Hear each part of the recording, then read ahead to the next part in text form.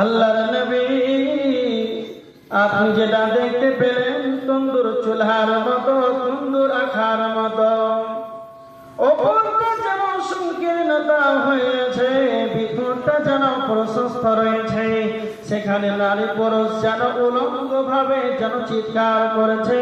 এদের শাস্তির কারণ হলো এরা হলো সেই দুনিয়ার ব্যভিচার করনেওয়ালা, যারা দুনিয়ার দিকে, যারা দুনিয়াতে চেনার মতন জঘন্য পাপে লিপ্ত ছিল, যারা চেনার মতন নোংরা কাজে লিপ্ত ছিল, উভয় নারী পুরুষকেই যেন উলঙ্গ করে জাহান্নামের ভিতরে ফেলা হবে।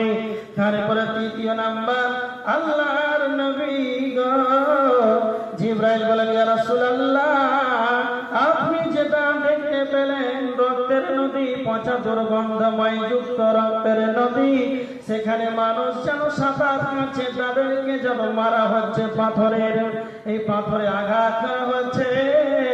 এরা হলো তারাই যারা দুনিয়ার বুকে সুদ খেয়েছে, সুদ দেনেওয়ালা, সুদ খানেওয়ালা, যারা সুদ দিবে, যারা সুদ নেবে, যারা সুদ দেবে, যারা সুদ নেবে, উভয় যেন সম পরিমাণ গুনাহগার। যারা দুনিয়ার বুকে সুদ দিবে আর সুদ নিবে একবারে সম পরিমাণ গুনাহ সমান। তাহলে এত জঘন্য পাপ সুদ খাওয়া, এত নোংরা পাপ, আপনি ভাবছেন